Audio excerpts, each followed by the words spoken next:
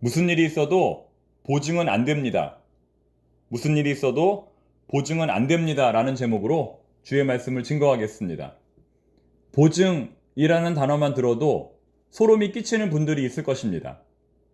아버지가 보증을 잘못 써서 가족들이 큰 고생을 하고 가족 간의 끔찍한 불화를 경험해 본 분들은 보증이라는 단어만 들어도 소름이 끼칠 것입니다.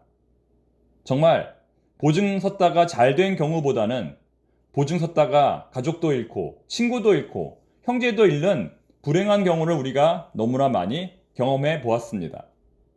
그런데 오늘 본문은 바로 그런 보증에 대해서 말씀하고 있습니다. 여러분, 어떻게 하면 우리가 이러한 보증을 서지 않을 수 있을까요?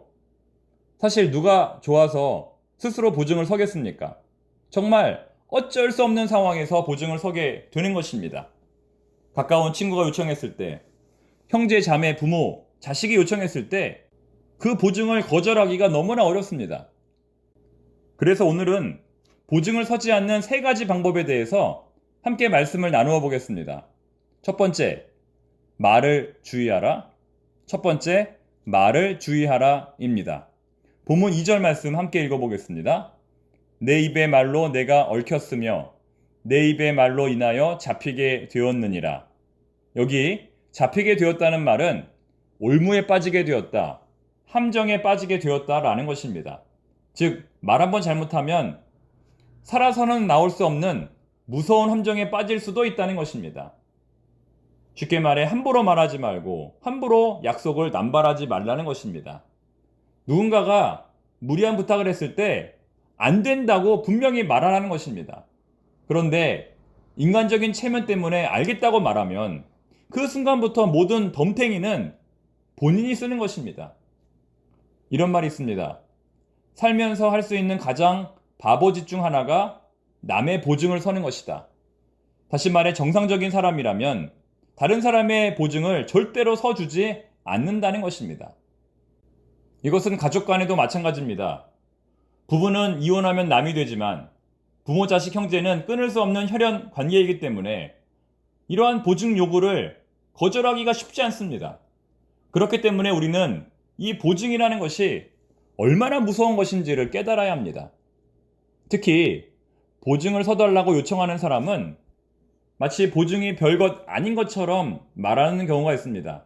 그냥 서류에 사인만 해주면 된다고 말하는 경우가 있습니다. 하지만 그것은 완전히 잘못된 것입니다. 보증은 하루 이틀 잠깐 서주는 것이 아닙니다. 보증인의 의무는 모든 빚이 청산될 때까지 계속됩니다. 어떤 식품처럼 유효기간이나 만료기간이 있는 것이 아니라 마지막 시범까지 다 갚아야 보증은 종료가 됩니다. 만에 하나 조금이라도 빚이 남아있다면 그것은 평생을 따라갑니다. 아니, 죽어서도 무덤까지 따라갑니다.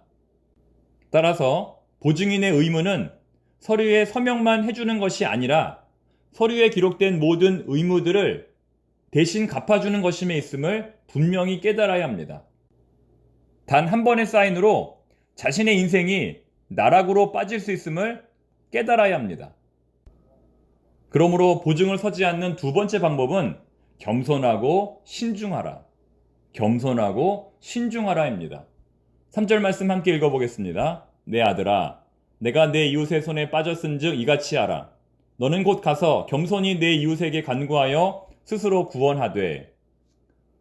평소에 가진 것이 없는 사람들은 아무래도 보증에 대한 부탁을 덜 받을 것입니다. 따라서 우리는 굳이 우리의 형편이나 재산을 평소에 사람들에게 자랑할 필요도 없고 허세를 부려서는 더욱 안 되며 가능하다면 겸손하게, 정말 겸손하게 살아가야 할 것입니다. 그리고 만약 그럼에도 불구하고 누군가의 보증을 섰다면 어떻게 해야 할까요? 아침에 자고 일어나 보니 누군가의 보증을 서고 말았습니다. 누구나 이처럼 실수할 수 있습니다. 사람 마음이 하루에도 12번씩 바뀌니 어쩔 때는 이렇게 또 어쩔 때는 저렇게 판단하는 것이 우리 인간입니다. 그럴 때는 속히 자신의 실수를 인정해야 합니다. 조금 시간이 지났다 하더라도 빨리 찾아가서 최대한 양해를 구하고 모든 계약을 파기해야 합니다. 약간의 보상을 하더라도 여기서 끝내야 합니다. 그런데 체면 때문에 끝까지 보증을 서게 되면 문제가 되는 것입니다. 실수를 인정하고 양해를 구하는 것이 가장 지혜로운 방법입니다. 자, 세 번째. 보증을 서지 않는 세 번째 방법은 보증을 요청하지 않는 것. 보증을 요청하지 않는 것입니다. 본문 4절 5절 말씀 함께 읽어보겠습니다. 내 눈을 잠들게 하지 말며 눈꺼풀을 감기게 하지 말고 노루가 사냥꾼의 손에서 벗어나는 것 같이 새가 그물 치는 자의 손에서 벗어나는 것 같이 스스로 구원하라. 앞선 두 방법은 누군가가 나에게 보증을 요청할 때 거절하는 방법에 대한 것입니다. 아무리 가까운 가족이라 할지라도 보증은 거절하고 아무리 가까운 지인이라 할지라도 절교할 각오를 하고 거절해야 합니다. 차라리 공짜로 얼마의 돈을 주는 것이 더 낫습니다. 이 마지막 세 번째 방법은 내가 만약 누군가에게 보증을 요청해야 할 때에 관한 것입니다. 내가 만약 누군가에게 보증을 요청해야 할 때에 관한 것입니다. 앞서도 말했지만 정상적인 사람은 누군가의 보증을 서지도 않고 또 서달라고 요청하지도 않습니다. 왜 그럴까요? 보증이라는 것 자체가 그 사람에 대한 불신이기 때문입니다. 한번 잘 생각해 보십시오. 만약 은행에서 대출해 줄 때 보증인을 요구한다는 것은 네 능력으로는 이 돈을 다 못 갚을 것이 뻔하니 다른 사람을 불러오라는 것입니다. 은행 입장에서 볼 때 이 사람과의 거래가 신뢰가 안 가는 것입니다. 따라서 은행이 나에게 보증인을 요구했다면 그것을 좋은 소식으로 인식하지 말고 어떻게 해서든지 보증인을 구하려고 하지 말고 차라리 직접 파산 신청을 하고 구제를 받는 것이 더 낫다는 것입니다.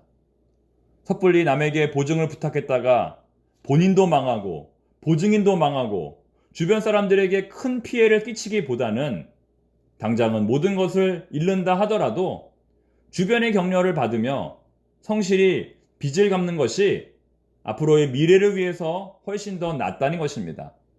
또 내가 이번에 누군가에게 보증을 부탁했다면 다음에 그 사람이 나에게 보증을 부탁할 때 거절하기가 정말 쉽지 않을 것입니다.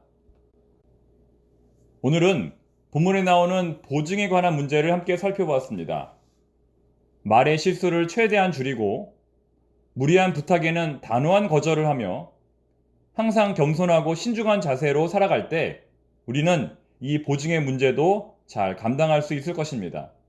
지금 경제적인 문제로 어려운 가운데 있는 모든 교우들을 우리 하나님께서 친히 격려해 주시기를 간절히 소망합니다. 기도하겠습니다.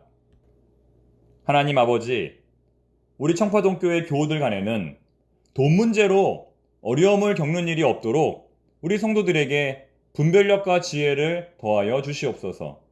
우리 가정의 생활 형편을 주님께서 아시오니 물질적으로 고통받지 않도록 직장의 문제, 재정의 문제를 해결하여 주시옵소서. 예수님의 이름으로 기도드립니다. 아멘.